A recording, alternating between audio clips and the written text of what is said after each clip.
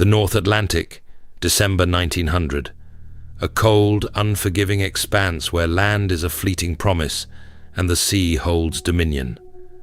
On one such speck of rock, Eilean Mòr, a lighthouse stood vigilant, a solitary sentinel against the perpetual gloom. This remote island, part of the Flannan Isles off the west coast of Scotland, was home to a team of 3 lighthouse keepers: James Ducat, the seasoned principal, Thomas Marshall, his relief, and Donald MacArthur, a reserve.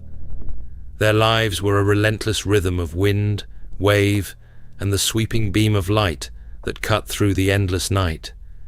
Their world was one of isolation, bounded by the rough-hewn walls of the lighthouse and the sheer cliffs that plunged into the tumultuous ocean. Routine was their anchor, their safeguard against the vast, untamed wilderness surrounding them. Every log entry, every lamp polished, every mechanism checked. It was all part of the silent pact they made with the sea. On December 15th, a fierce storm had swept through the region, lashing Eilean Mòr with extraordinary violence. The keepers had logged its passing, noting its fury. But they were experienced men, well prepared for the elements, or so everyone believed. Days later, on December 26th, the steamer Hesperus approached Eilean Mòr for its routine supply visit and to relieve Thomas Marshall, whose shift was ending. Captain Harvey, a man intimately familiar with the island's routines, scanned the horizon. He expected the customary signal flag, the welcoming wave from the jetty, but the flag was absent. The island, usually a beacon of activity at the site of the supply ship, remained eerily still. A prickle of unease ran through the crew. This was unlike the keepers. Even in the worst weather, they were meticulous. Something was wrong. Captain Harvey blew the ship's horn, a deep, resonant cry that echoed across the water and bounced off the cliffs. Silence was the only reply. He circled the island, his gaze fixed on the lighthouse, searching for any sign of life. Nothing. No movement, no figures on the path, no answering signal. The light itself, the very purpose of their existence, was dark. A chilling discovery, considering the crucial role it played in guiding ships through treacherous waters. The Hesperus waited, drifting in the choppy swells, until the growing dread became unbearable. It was clear that a landing party had to be sent ashore. On December 28th, Assistant Lighthouse Keeper Joseph Moore was rowed to the island. As he stepped onto the landing, the air was heavy with an unnatural quiet, broken only by the shriek of gulls and the relentless crash of waves against the rocks. He climbed the steep, narrow path towards the lighthouse, his boots crunching on the gravel. The closer he got, the more profound the silence felt. The gate to the compound was shut. He pushed it open. No one. The path led to the lighthouse door, which was also closed, but unlocked. He pushed it open, and a blast of cold air, stale and heavy, greeted him.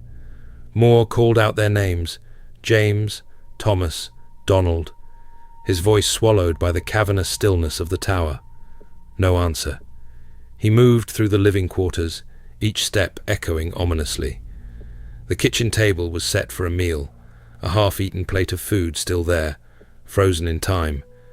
An overturned chair lay on the floor, as if someone had risen in a hurry. The clock in the living room had stopped.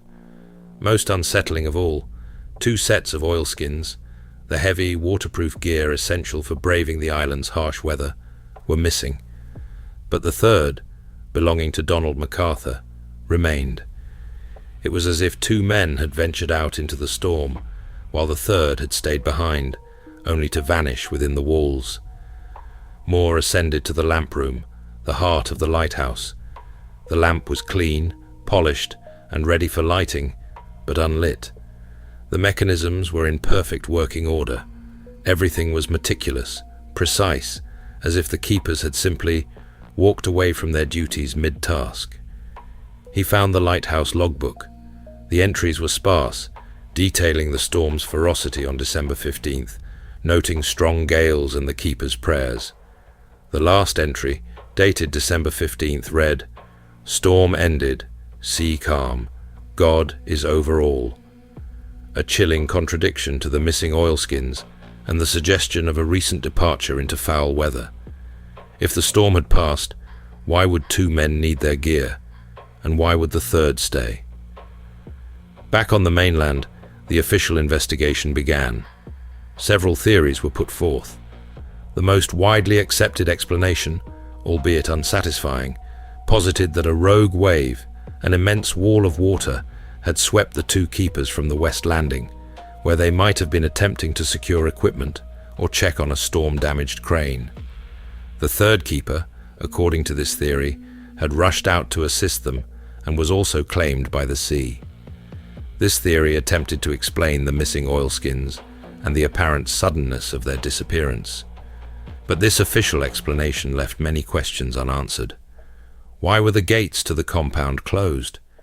Why was a chair overturned in the kitchen and a meal left uneaten?